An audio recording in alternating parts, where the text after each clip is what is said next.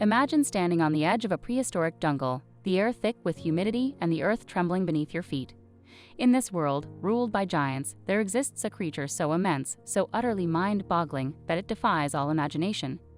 Meet the Titanoboa, a serpent of staggering proportions, a primordial beast that makes even the most colossal modern snakes seem like mere garden worms. In a region of the planet that had just recovered from an enormous asteroid strike, it was the first era after the age of the dinosaurs. The explosion gave rise to the tropical rainforests that are seen today near the equator. There were plenty of places for Titanoboa to hide in the terrain, which was wet and marshy and covered with lush tropical vegetation.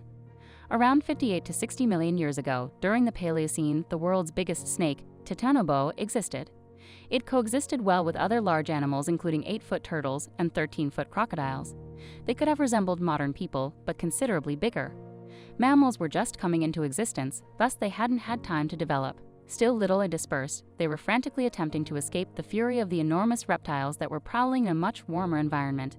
The time to diversify and occupy all the niches that mammals do now was not yet available to them. The average length of Titanoboa, according to Carlos Jaramillo, a paleontologist at the Smithsonian Tropical Research Institute, was around 45 feet, or 1/3 longer than the green anaconda, the longest snake now living. 2 life-size replicas of the monstrous snake were created by Jaramillo and his crew to demonstrate its immense size. You don't realize how big it really was until you're standing next to it, he claims. All of Titanoboa's bones have so far been discovered in a coal mine tucked away in the Colombian Amazon, and they were initially documented in a study that appeared in the journal Nature in 2009.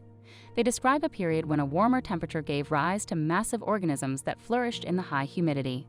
According to the research, the great size of this 58 to 60 million-year-old snake indicates a mean annual neotropical temperature of 30 to 34 Celsius and 86 to 93 Fahrenheit.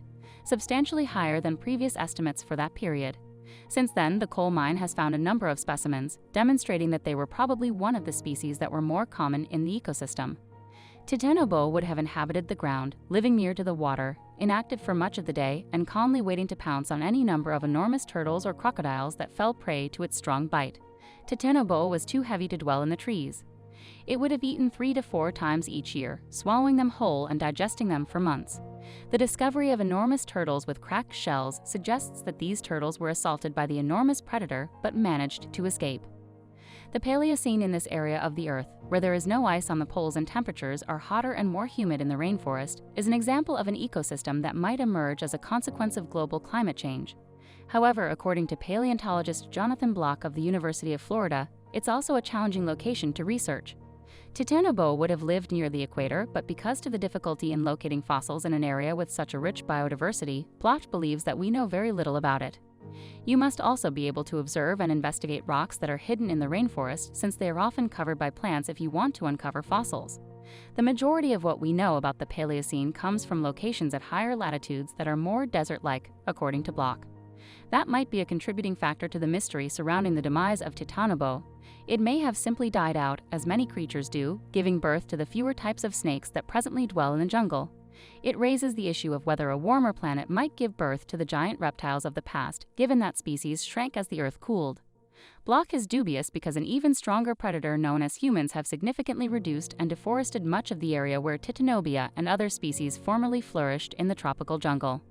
Thanks for joining us on this journey through the remarkable world of Titanoboa, the colossal serpent of the past. If you enjoyed learning about this ancient titan as much as we did, don't forget to hit that like button and subscribe for more incredible explorations into Earth's history and beyond.